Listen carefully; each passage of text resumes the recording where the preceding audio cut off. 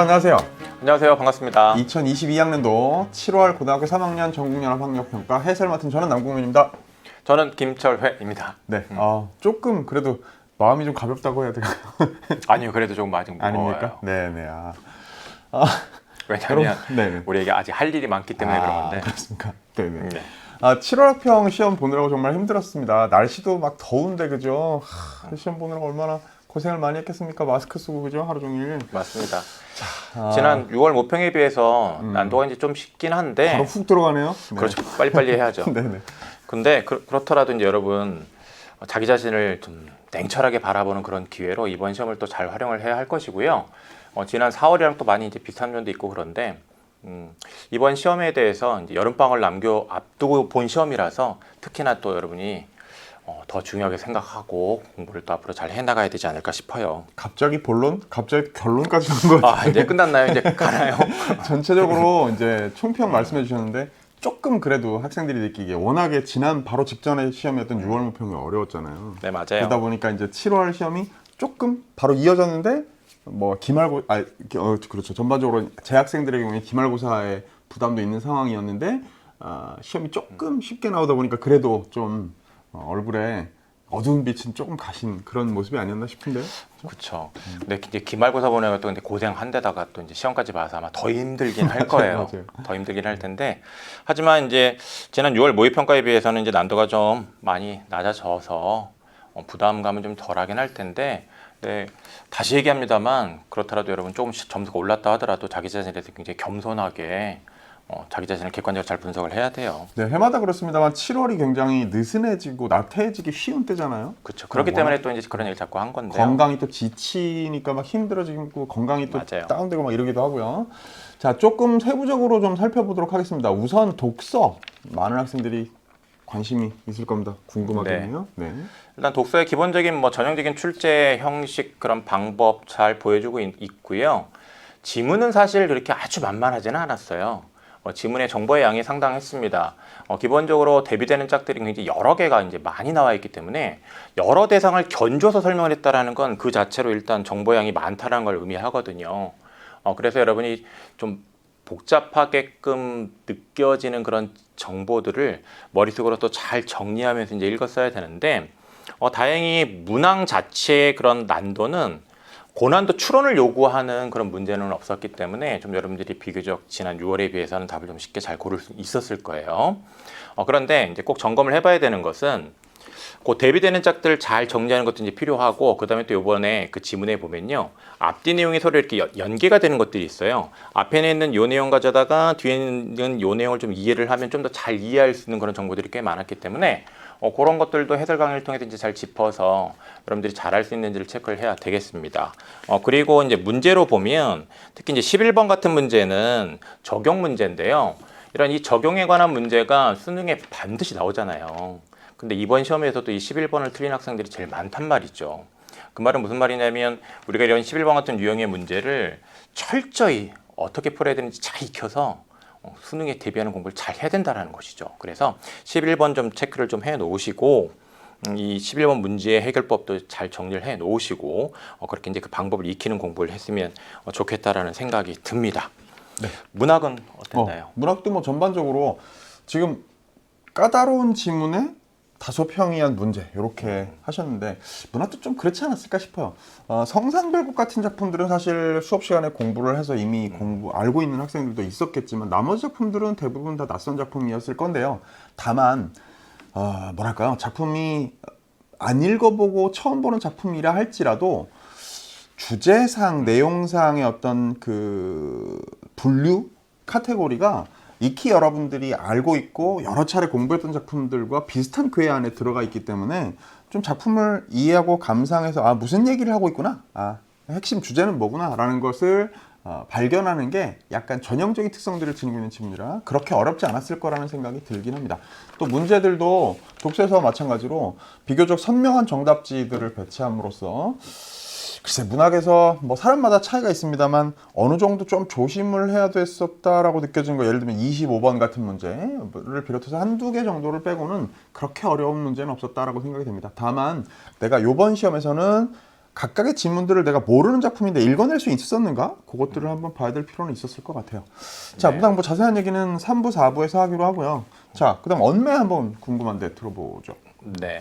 언어가 이제 여러분이 어렵게 느끼는 또 이제 지점이긴 한데 지난 6월 모의평가는 그 전에 언어 문제보다 좀 난도가 높아진 것들이 있었어요. 조금 까다로워졌죠. 예, 까다로워졌었어요. 그런데 이번 시험은 이제 그에 비해서는 이제 언어 문제의 난도가 조금 낮은 편이고요. 다만 36번 같은 경우에는 함정이 좀 있었어요. 그 함정에 빠져버리면 정말 나중에 채점을 하고 나서 이걸 내가 왜 틀렸지 하는 그런 후회가 엄습한 그런 문제거든요. 그래서 이제 36번 같은 것은 그 함정이 어떤 유형의 그런 함정인지를 또 이제 잘 익히면 이제 좋겠고요. 그 다음에 이제 매체 같은 경우에는 관건은 얼마나 빠르게 풀었느냐, 얼마나 정확하게 실수를 하지 않고 풀었느냐죠. 이제 출제 포인트를 짚어서 정확하고 빠르게 푸는 그런 연습을 좀 잘 하기 바랍니다. 그 언매에서 그 지금 이제 6월 모평이 조금 난도가 올라간 것들이 사실 이 7월 학평에는 바로 반영은 못 되는 상황이잖아요. 시간적인 그렇죠. 간격을 출제 생각하면. 시기를 그렇죠. 좀 짚어보면 네, 그래서 반영되긴 좀 그렇죠. 그래서 이제 해마다 여러분들 뭐 알고 있는 사람들도 있겠습니다만 이 학평들의 출제와 실시 시기 같은 것들을 고려할 때 평가원이 어떤 변화를 줬다, 뭔가 사인을 줬다 하는 것들이 반영되는 시기라는 게 있기 마련이거든요. 그래서 아마도 6월 모평에서 언매가 조금 언어 쪽에 조금 어려웠던 것이 아마 10월 학평에는 반영이 될 가능성이 있으니까 요 7월보다는 조금 더 까다롭게 출제될 이후의 학평 그리고 수능 본 수능에도 영향을 주겠죠. 9월 네네. 모평 좀 신경을 써야 중요한 되겠죠. 포인트를 네네. 짚어주신 겁니다. 우리 6월 모평 해설에서 이제 말씀을 드렸는데요. 6월 모평에서 언어가 난도가 좀 올라간 건 이유가 있는 것 같아요. 그 이유에 대해서는 이제 6월 모평 해설 강에서 말씀드렸지만, 그래서 이유 있는 어떤 변화이기 때문에 뭐 10월에도 이제 반영될 수 있고, 당연히 11월 수능에서도 그 경향이 또 나타날 수 있는 것이기 때문에 언어와 관련해서는 또 역시 그냥 쉽다고만 생각하지 말고요. 네. 꼼꼼하게 이제 사례 분석하는 공부 잘해야 됩니다. 그래서 7월 학평 보고서 와 문법 쉽네 했던 사람은 뭐 이렇게 느슨해지면 안 되겠다라는 얘기를 좀 네. 하고 싶습니다. 자, 화작 얘기해보죠. 의외로 어려웠다 하는 느낌 들 겁니다. 화작이 극명하게 이런 문제 스타일이 있어요. 안 읽어도 될 문제, 정답이 도출될 문제가 있고요. 그 다음에 읽어야만 하는 문제가 있습니다. 이걸 어떤 때 주고 어떤 때 빼야 되는지를 잘 알아야 되는데 그걸 잘 못하게 되면 화작에서 이제 소위 여러분들이 많이 쓰는 말로 말리게 되는 거죠. 자기 페이스가 이상해지게 마련이거든요. 자, 그래서 예를 들면 아까 언매도 36번 문제 말씀하셨는데 화작도 여러분 36번 문제 많이 틀렸을 거예요. 그러니까 약간 첫 번째 이 발표가 기준점 효과에 관련된 발표가 조금 문제가 살짝 정답을 숨겨놓는 방식으로 까다롭게 출제가 되다 보니까 첫 세트에서 당황하고 36번 또 어떤 학생들은 37번까지 연달아 틀린 학생들도 있다 보니까 화작이 만만치 않았다 의외로 그런 생각이 들 수 있습니다. 그런데 읽어야만 되는 문제, 근거를 반드시 확인해야 되는 문제와 그렇지 않은 문제를 일단 이제 제가 5부에서 해설해서 좀 더 자세히 설명할 테니까 앞으로의 시험에서는 실수하지 않고 화작이 조금 어려워지더라도 좋은 점수 받을 수 있게 함께 노력하도록 합시다. 네. 자, 전체적으로 7월 이제 1부, 2부, 3부, 1부, 2부 독서, 3부, 4부 문학, 5부 화작, 6부 언매 이렇게 갈 건데요. 7월 시험 본 학생들 앞으로 어떻게 공부해야 될지 또 다가올 여름방학 어떻게 지내야 될지 좀 간단하게 말씀 좀 해주시죠. 일단 중요한 거는 여러분 스스로에게 피드백을 얼마나 잘 하느냐죠. 그러니까 이 구공부에 있어서 피드백을 안 하는 공부를 하면요. 문제만 풀다 끝나고 성적은 안 오릅니다. 그러니까 즉 문제를 많이 풀다, 그 성적이 올랐다 그런 학생들은 많이 푼 만큼 그 문제들을 통해서 자기 자신한테 앞으로는 어떻게 해야 잘한다라는 거를 자꾸 피드백한 겁니다. 양보다 이제 그런 피드백이 굉장히 중요한 건데 그 피드백의 유념에서 이제 앞으로 공부 잘 해나가면 좋은 결과 거둘 거라 그 생각합니다. 얘기하고 통하는 얘기입니다만 저는 또 당부하고 싶은 게 있어요. 해마다 보면 요 무렵 지나가면요. 특히 이제 여름방학 이후 또 가을 지나면서 수능까지 그냥 무작정 새로운 문제를 많이 푸는 걸로 소위 학생들이 말하는 양치기를 하는 걸로만 구공부를 다 했다라고 생각하기 쉬운데 물론 실전이 다가오니까 실전 감각 기르고 또 시간 관리 연습도 해야 되죠. 다만 내가 어떤 분야가 취약하다라는 것을 이쯤 되면 견적이 나와야 되거든요. 이 시기 정도면. 그러면 내가 그 해당 분야를 집중적으로 좀 약한 부분을 강화할 수 있는 그런 공부를 함께 해줘야 무턱대고 시간 재면서 풀고 점수 매기고 나의 락의 추이가 어떤지 점수 추이 그것만 따지는 그런 허무한 공부하지 않게 된다는 사실을 꼭 기억하시 바라고. 네네. 수능 특강과 수능 완성도 있고요. 또 우리 EBS의 다양한 분야 약점 공략 강의 같은 게 여름 방학에 또 준비가 되어 있으니까 그거 확인해서 활용하는 것도 좋겠습니다. 네.